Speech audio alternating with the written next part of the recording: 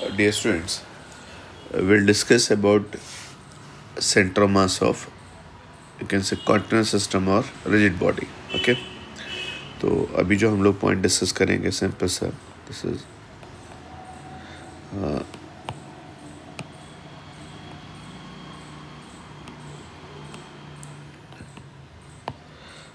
Centre of mass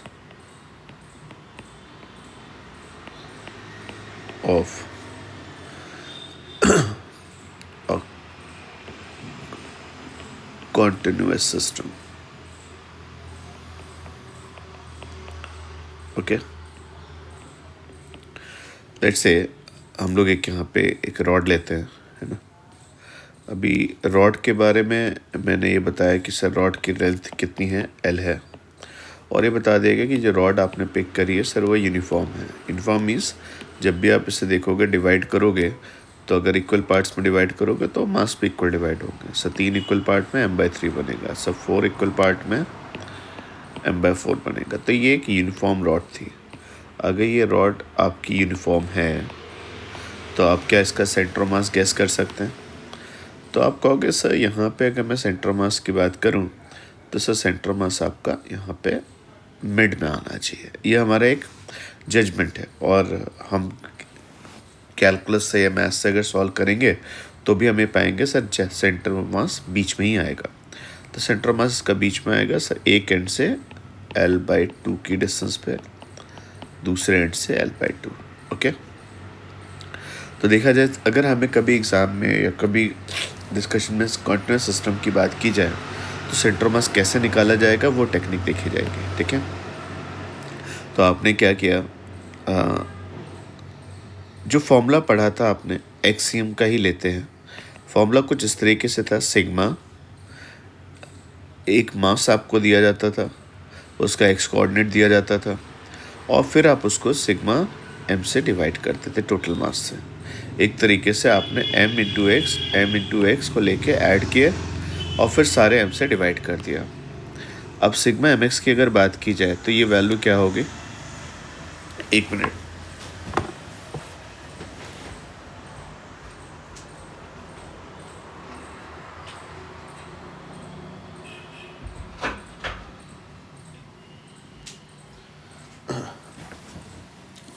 sigma mx divide by sigma m। अब यहाँ पे तो एक चीज़ अच्छी थी कि आपको रेडीमेड पॉइंट मास मिलते थे। अगर आपको कॉन्टिन्यूस सिस्टम दिया जाए, कॉन्टिन्यूस सिस्टम मीन्स जो मासेस हैं वो आपके एक बॉडी से दूसरी डिस्टेंस पे बिल्कुल पास पास रखे हैं, कोई गैप नहीं है। ये आपने एक स्ट्रक्चर लिया, ये आपने एक बॉडी डिफाइन करी, है ना। ये हो सकता है आगे चल के कॉइन हो, डेस्क हो, रिंग हो, रॉड हो। अब इसमें अगर आप ध्यान से देखेंगे तो पूरे में ये मास यूनिफॉर्मली डिस्ट्रीब्यूटेड है। ये नॉन यूनिफॉर्म भी हो सकता था, पर अभी ये बात पक्की है कि सर ये जो सिस्टम है सर इसमें कॉन्टिन्यूस सिस्टम है, कोई डिस्क्रीट नहीं है। तो आपने क्या करें क्या सर इसमें, तो एक काम कर सकते हैं बच्चे, यहाँ पर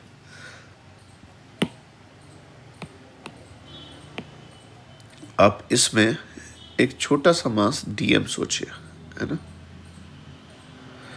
ये डीएम लिया आपने, ये डीएम कैसा है सर, ये DM small negligible in size है और ये पॉइंट मास में है, तो ये इसका कोऑर्डिनेट सिस्टम बना लिया आपने।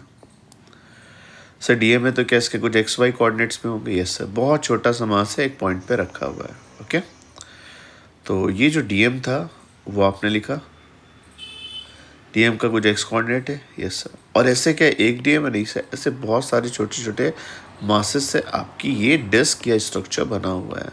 आप धीरे धीरे मास रखते जाएंगे और पूरा आपका ये डिस्क और स्ट्रक्चर कवर होता जाएगा।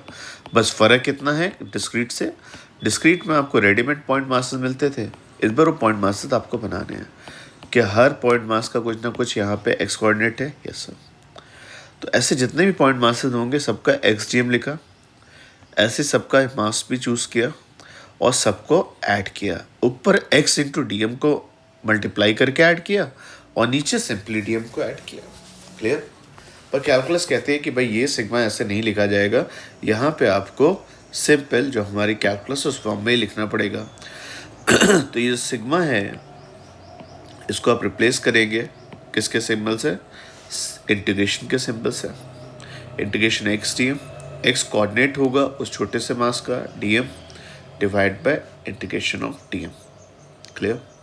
ये इंटीग्रेशन कहाँ तक करेंगे सर? जो भी आपने एक्स कोऑर्डिनेट लिया है, वाई कोऑर्डिनेट लिया है, over the body, over the body. Sir over the body का मतलब अब वो डिपेंड करता है, जैसे आपने एक्स कोऑर्डिनेट लिया होगा तो पूरी बॉडी कवर करने के लिए जो एक्स की लिमिट आएगी, ये तो भाई इंटीग्रेशन हमें बॉडी पे ही पता लगेगा कैसा करना है। ठीक है, तो चलिए देखें कैसे हम लोग यहाँ पे सॉल्व करेंगे।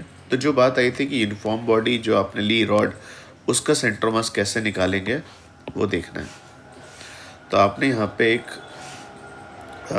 रॉड ड्रॉ करी,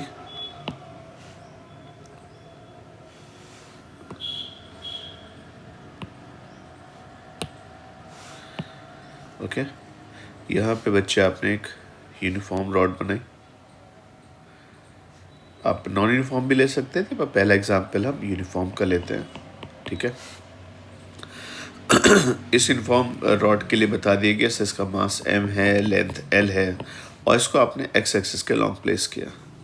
x एक्सिस को लॉन्ग जब आप इसे प्लेस करते तो आपने मान लिया कि इसका एक एंड किस पे है, एक एंड इसका x इक्वल टू 0 पे है और दूसरा एंड आपका x इक्वल टू l पर है। डन।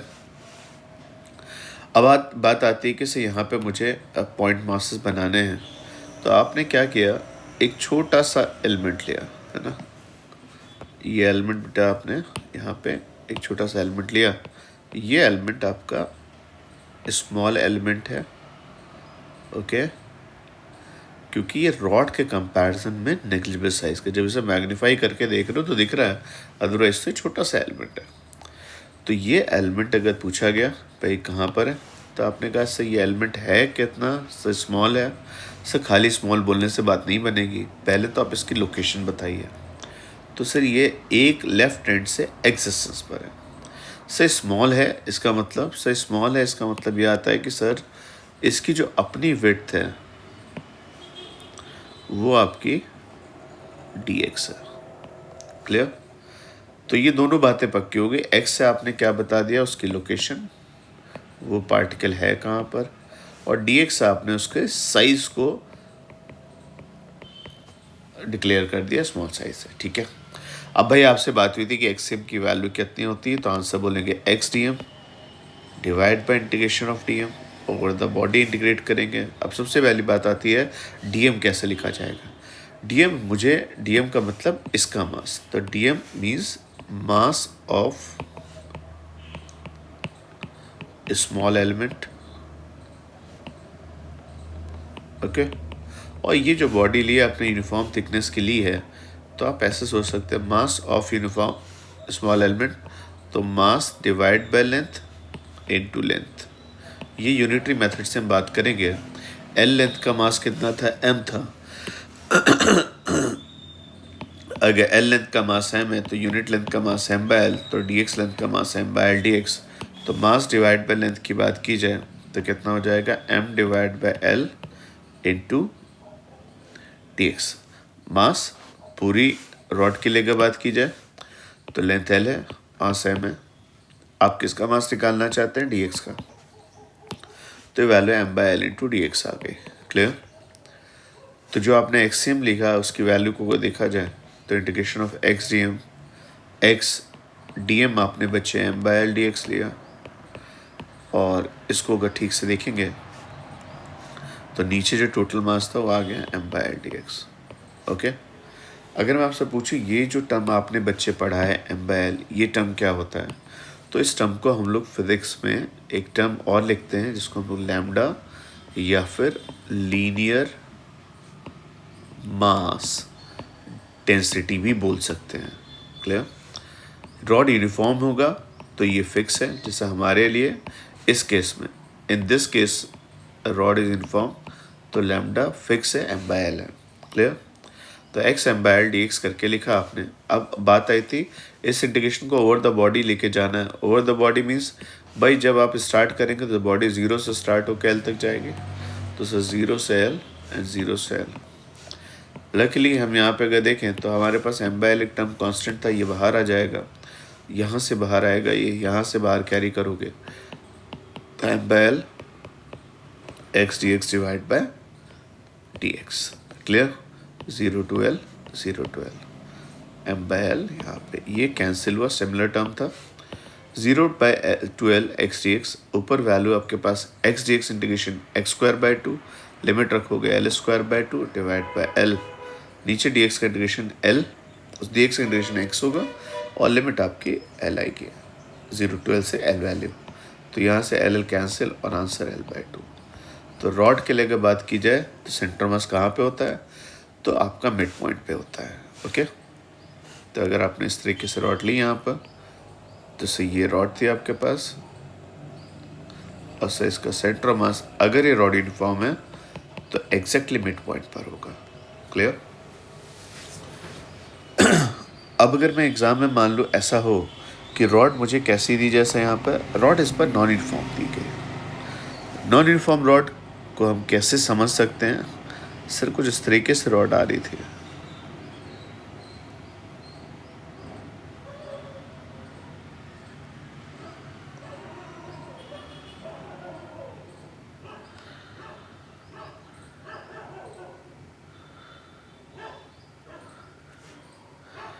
ये रॉड बच्चे आपकी नॉन यूनिफॉर्म रॉड थी और आपको बताया गया यहाँ पे ये रॉड की लेंथ कितनी है।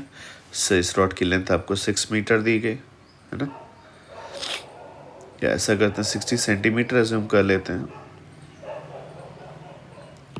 6 मीटर ही रखिए तो वैल्यू थोड़ी इजी रहेंगे। ठीक है, अब इस 6 मीटर लंबी रॉड थी, सही इसका x = 0 x = 6 के बीच में लेंथ था। अब अगर मैं बात करूं नॉन यूनिफॉर्म में, तो एक और क्या डाटा, नॉन यूनिफॉर्म वेरिएशन तो कैसा भी हो सकता है ना, तो नॉन यूनिफॉर्म वेरिएशन का हमें फंक्शन दिया गया। नॉन यूनिफॉर्म वेरिएशन के लिए हमें लैम्डा बताया गया, लैम्डा की वैल्यू 4 दी गई।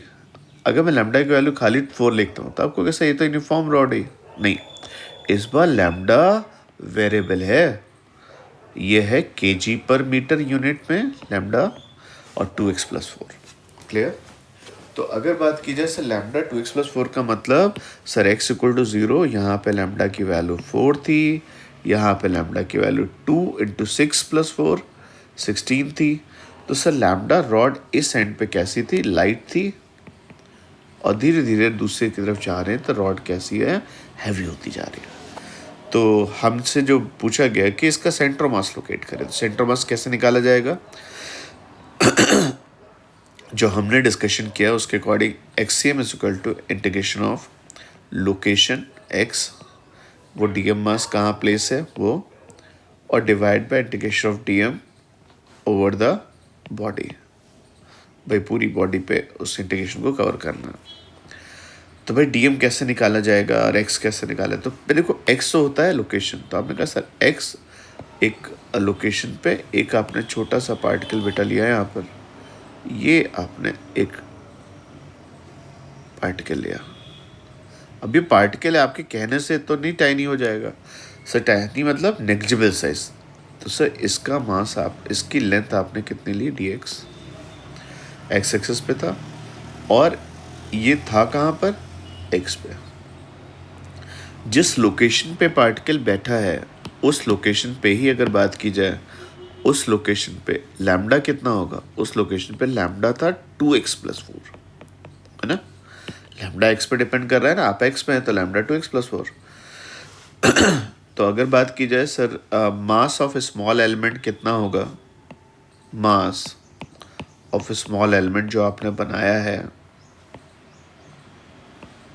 ये कितना होगा? तो आपने बोला डीएम, डीएम की वैल्यू तो सिंपल डीएम होगा mass per unit length is lambda and length कितनी है? dx, तो 1 का लैम्डा है तो dx का लैम्डा dx। तो लैम्डा की वैल्यू बच्चे इस बार रखनी पड़ेगी और मान लेते हैं एक बार को लैम्डा मत लिखो आप, सिंपली लैम्डा की वैल्यू प्लेस किए बिना लैम्डा dx लिख दीजिए। आपने कहा सर इसका इंटीग्रेशन करें हम लोग, तो वैल्यूज देखे क्या आएंगे? Integration of x dm, dm is lambda dx, नीचे बच्चे लैम्डा dx और ओवर द बॉडी इंटीग्रेट करना है। ओवर द बॉडी इंटीग्रेट करना है तो सर लिमिट क्या रखेंगे? सर आप 0 to L रख दीजिए, पर इस बार 0 से 6 आएगा, है ना। तो एक बच्चे ने कहा कि सर लैम्डा लैम्डा कट कर दें। भाई लैम्डा ऐसा तो है ना, ये इंटीग्रेशन ओवर द बॉडी अलग चल रहा है, ये अलग चल रहा है, आप लैम्डा कट नहीं कर सकते। हाँ लैम्डा कांस्टेंट होता तो आप बाहर कैरी करते तो कट कर सकते थे, पर ये फैसिलिटी इस बार नहीं है। इस बार लैम्डा खुद क्या है, फंक्शन है ना, तो आपको प्रॉपर वैल्यू रखनी पड़ेगी 0 to 6 x over the body 2x + 4 x dx। Basically x dm को इंटीग्रेट करना है, और नीचे वाला इंटीग्रेशन बच्चे जो आप कर रहे हैं सेपरेटली, है ना, वो आपको बताने वाला है इस बॉडी का मास कितना है। तो 2x + 4x भाई, हम सेंटर मास भी लोकेट करेंगे और सेंटर मास टोटल वेट भी बताएंगे। तो ऊपर वैल्यू बेटा चेक करना कितना आएगा, तो ऊपर रह जाएगा 2x² dx, एक इंटीग्रेशन बच्चे आपके पास आ गया। दूसरा कितना हो जाएगा 4x dx, तो ये आपके पास लिमिट आ गई। Clear, 0 to 6 and 0 to 6। Clear, denominator value बेटा चेक करना 0 to 6 2x dx plus 0 to 6 4 dx। Clear, integration of 2x² dx बेटा का देखा जाए तो कितना होगा, तो वैल्यू आएगी आपके पास 2x³ / 3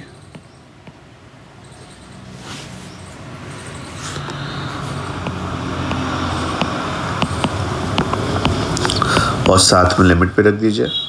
इधर आ जाएगा 4x dx, तो 4x dx का इंटीग्रेशन करेंगे 4x² / 2, तो 4/2 x² dx 36 - 0 x² 6² - 0²।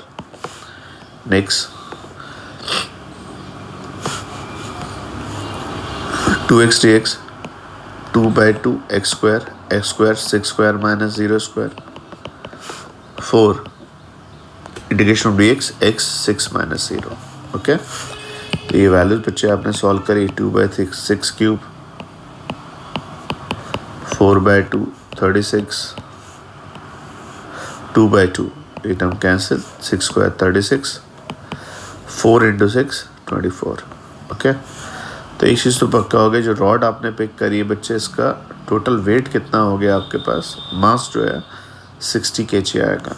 ऊपर जो वैल्यूज थी बेटा वो सिग्मा mx था, तो सॉल्व किया 216 / 2/3, तो 216 / 3 जो होगा 72 × 2 144 36 × 4 36 / 2 18 18 × 4 72 216 / 60, और आपका आंसर बच्चे 3.6 आएगा। 3.6 आंसर की एनालिसिस भी अच्छी है, क्योंकि रॉड अगर आपने जो बनाई थी उसका आपका एक्सपेक्टेशन क्या था कि सेंटर मास कहाँ पे होना चाहिए। सर नॉर्मली हम लोग यूनिफॉर्म रॉड के लिए सेंटर मास कहाँ पे एज्यूम करते हैं, मिड में, है ना। तो अगर 6 मीटर की रॉड थी तो 3 पे आना चाहिए था, पर रॉड अगर लाइट से हैवी होती जा रही तो हमारा ये भी मानना है कि सेंटर मास उधर टिल्ट हो जाएगा जिधर हैवी स्ट्रक्चर होगा। तो सेंटर मास हमारी एक्सपेक्टेशन थी 3 से ज़्यादा आना चाहिए। आंसर हमारा आ भी ऐसे ही रहा है कि सर जो सेंटर मास आपको दिया गया है यहाँ पर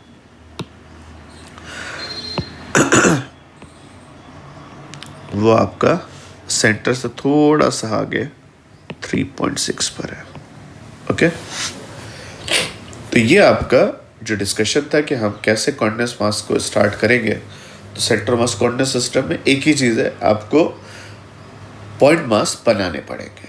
ओके, तो ये इसको एक बार अच्छे से थॉरोली करिएगा, इस न्यूमेरिकल को भी एक बार करिए, है ना, और फिर देखते हैं इसमें आगे आएगा कैसे डिस्कशन।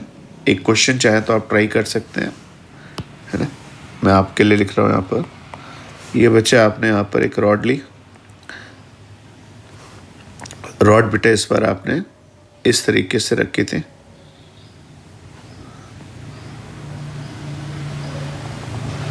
ठीक है। ये आपका ग्राउंड आ गया, ग्राउंड से आपने से ये रॉड इस तरीके से रखी है।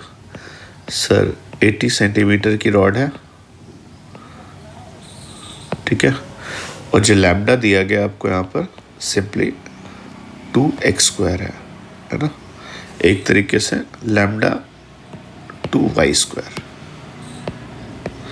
इसका मीनिंग कि भाई यहाँ पे y = 0 पे ऑलमोस्ट नेग्लिजिबल मास, और धीरे धीरे मास आपका बढ़ता जा रहा है। तो बताइए इसका सेंटर मास कहाँ पे आएगा। Clear, okay. इसका आंसर लिखिए कमेंट्स में, फिर देखते हैं किसका आंसर सही है।